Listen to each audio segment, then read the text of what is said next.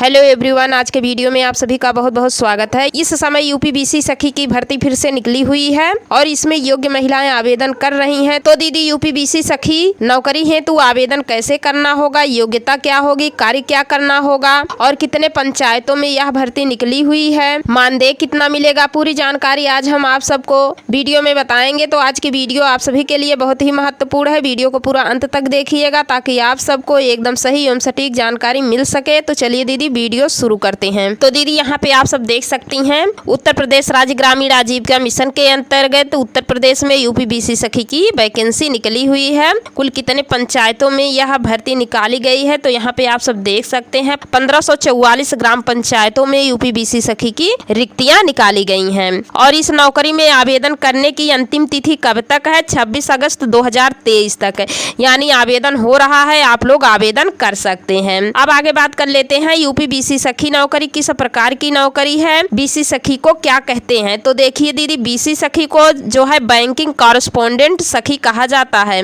BC सखी का कार्य है, बीसी सखी रिजर्व बैंक ऑफ इंडिया द्वारा संचालित बैंक जिन्हें उत्तर प्रदेश राज्य ग्रामीण आजीविका मिशन से संबंध किया हुआ है के अंतर्गत माइक्रो एटीएम के माध्यम से बैंकिंग सेवाएं देने में सक्षम है। बीसी सखी का मुख्य कार्य ग्रामीणों तक बैंकिंग सेवाओं को पहुंचाना। जी हाँ दीदी, बीसी सखी का कार्य रहेगा गांव की महिलाओं को ग्रामवासियों तक जो है बैंकिंग सेवाएं 24 घंटे पहुंचाना। एक ग्राम पंचायत में एक बीसी सखी की नियुक्ति की जाएगी। वह बीसी सखी बैंकिंग सेवाओं को आपके दरवाजे दरवाजे तक पहुंचाएंगी।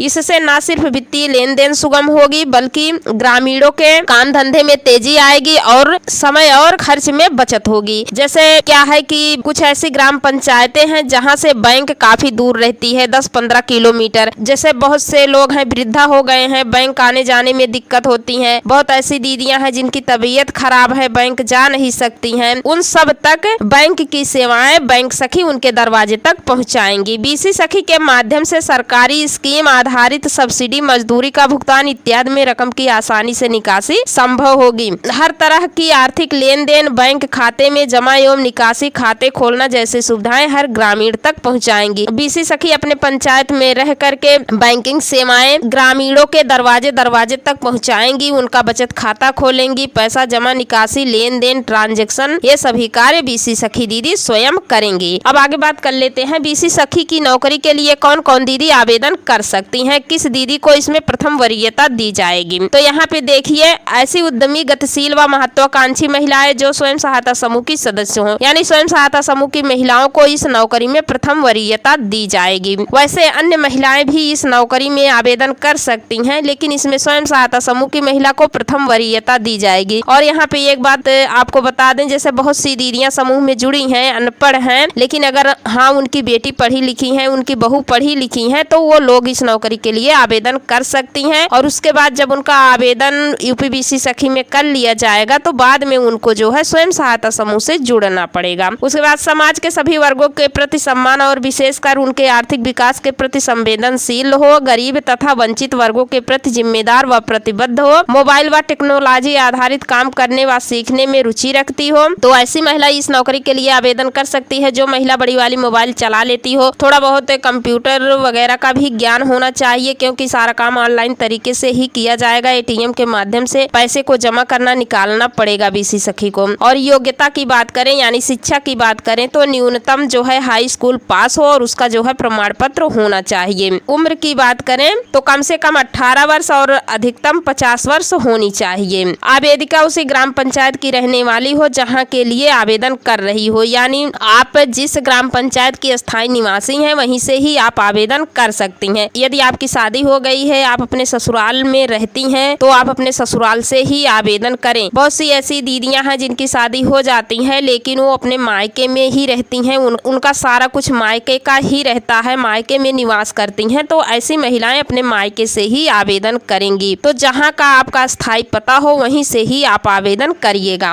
कार्य के सिलसिले में पूरे ग्राम पंचायत में भ्रमण करने, घर व व्यावसायिक प्रतिष्ठानों में जाने के लिए तैयार हो। जो महिला यूपीबीसी सखी के लिए आवेदन करेगी वह महिला घर से बाहर निकल सके, प्रशिक्षण वगैरह में भाग ले सके। प्रशिक्षण चाहे राज्य स्तर पे हो या जिले स्तर पे हो, और अपने ग्राम पंचायत में घर घर जा करके बैंकिंग सेवाएं ग्रामीणों तक पहुंचा सके। ऐसी महिला यूपीबीसी सखी के लिए आवेदन कर सकती हैं। अब आगे बात कर लेते हैं, है यूपीबीसी सखी नौकरी के लिए आवेदन कैसे करना है। तो दीदी देखिए, यूपीबीसी सखी की ये जो नौकरी निकली हुई है, इसका आवेदन ऑनलाइन तरीके से ही किया जाएगा, ठीक है। और इसका आवेदन आप स्वयं कर सकते हैं अपने बड़े वाले एंड्रॉयड फोन से। तो सबसे पहले आपको क्या करना होगा, गूगल प्ले स्टोर में जाइए, वहां से यूपीबीसी सखी ऐप को डाउनलोड कर लीजिए। ये है यूपीबीसी सखी ऐप। इस ऐप को आप अपने बड़े वाले मोबाइल में डाउनलोड कर लीजिए। उसके बाद आवेदन करते समय स्वयं के मोबाइल फोन नंबर ही डालें ताकि एसएमएस ओटीपी द्वारा सही सत्यापन हो सके। उसके बाद इसी ऐप के माध्यम से आपको अपना आवेदन ऑनलाइन तरीके से फिल करना होगा और अपना ही मोबाइल नंबर इसमें डालना होगा ताकि कोई भी मैसेज आए, कोई भी जानकारी आए, आपको स्वयं मिल सके। अगर आप दूसरे का मोबाइल नंबर डालेंगी तो एसएमएस ओटीपी नंबर दूसरे के मोबाइल पे जाएगा और आपको पता भी नहीं चलेगा। इससे क्या होगी, दिक्कत हो जाएगी, ठीक है।